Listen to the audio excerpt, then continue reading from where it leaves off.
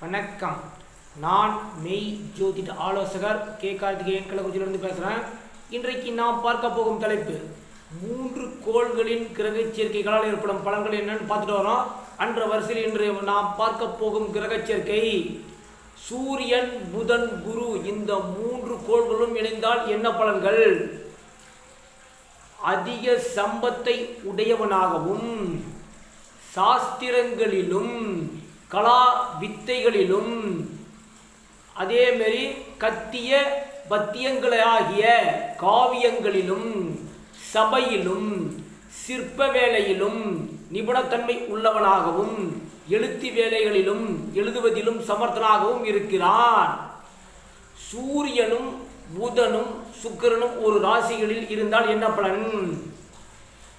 மிகவும் துன்பமுள்ளவனாகவும் அதிகம் நிந்திக்கும் வார்த்தைகளை பேசக்கூடியவனாகவும் குருக்கள்மாரோடு வேறுபட்டவனாகவும் ஸ்திரீ நிமித்தம் துக்கி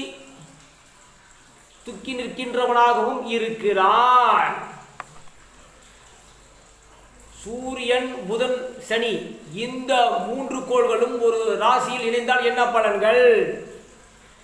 அதாவது நம்புசத்தன்மை உடையவனாகவும் ஸ்திரீ தன்மை இல்லாதவனாகவும் எல்லோருக்கும் விரோதியாகவும் எல்லோராலும் ஜெயிக்கப்படுகின்றவனாகவும் பந்துக்களால் தள்ளி வைக்கப்பட்டவனாகவும் இருக்கிறான். சூரியன், குரு, சுக்கிரன் ஒவ்வொரு ராசிகளிலும் இல்லை ஏதோ ஒரு ராசியில் இருந்தால் என்ன பலன்கள்? இந்த 3 கோள்களும் இணைந்தால் நேத்திரத்தில் சக்தி இல்லாதவனாகவும் சூரனாகவும் அறிவுள்ளவனாகவும் தரித்திரனாகவும் ராஜாவுக்கும் மந்திரிக்கும் பிறர் காரியங்களுக்கும் பிரியமுள்ளவனாகவும் இவன் இருக்கிறான். சூரியனும் குருவும் சனியும் இந்த 3 கோள்களும் ஒரு ராசியில் இணைந்தால் ஒன்று சேர்ந்து இருந்தால் என்ன பலன்கள்?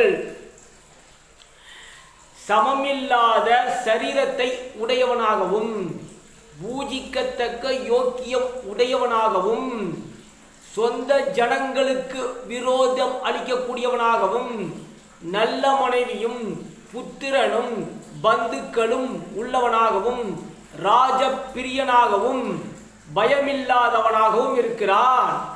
சூரியன், சுக்கிரன், சனி இந்த 3 கோள்களும் ஒன்று சேர்ந்து ஒரு ராசியில் இணைந்திருந்தால் என்ன பலன்கள்? சத்துருக்களின் பயத்தால் பிடிக்கப்பட்டவனாகவும்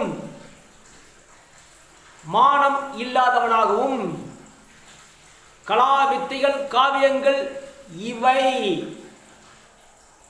இவற்றில் ஞானம் இல்லாதவனாகவும் நித்திய சரீரனாகவும் குஷ்டரோகியாகவும் இருக்கிறான். இதுவே 3 கோள்களும் ஒவ்வொரு ராசியில் இணைந்தால் ஏற்படுகின்ற பலன்கள். சப்ஸ்கிரைப் பண்ணுங்க, ஷேர் பண்ணுங்க, பெல் ஐகானை கிளிக் பண்ணுங்க. வீடியோ அனைவருக்கும் சென்று சேருங்க. நன்றி, வணக்கம்.